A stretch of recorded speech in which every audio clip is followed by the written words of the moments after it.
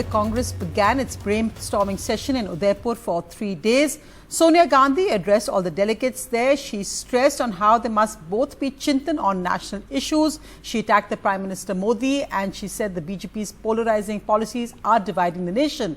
She also stressed that there must now be Atma Chintan on what's currently going on in the party, that they must accept change and it needs to be done urgently, putting all personal interests aside.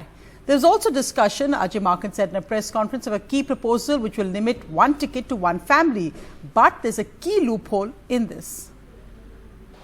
On the many tasks ahead of us, so it is both a Chintan about national issues and a meaningful Atma Chintan about our party organization. Most painfully clear what Prime Minister Modi and his colleagues really mean by their frequently repeated slogan, maximum governance, minimum government, keeping the country in a state of permanent polarization, compelling people to live in a constant state of fear. It means glorifying the killers of Mahatma Gandhi and their ideologues. It means more empty slogans, diversionary tactics, and utter silence on the part of an ever so eloquent Prime Minister when the healing touch is most needed. The Congress train pulled into Udaipur with 400 delegates and a lot on its agenda, but nothing officially on the critical issue of leadership.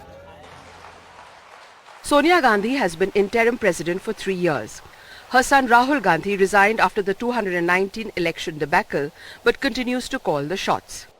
हर संगठन को न केवल जीवित रहने के लिए बल्कि बढ़ने के लिए भी समय-समय पर अपने अंदर परिवर्तन लाने होते हैं.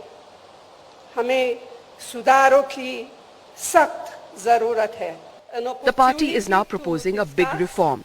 One family, one ticket, but with a loophole. One that allows Priyanka Gandhi Vadra to also get a ticket along with others in the party's first family. It should be one family, one ticket only. And if another member of the family wants to contest the election, then that member of the family should have worked in the organization for at least 5 years.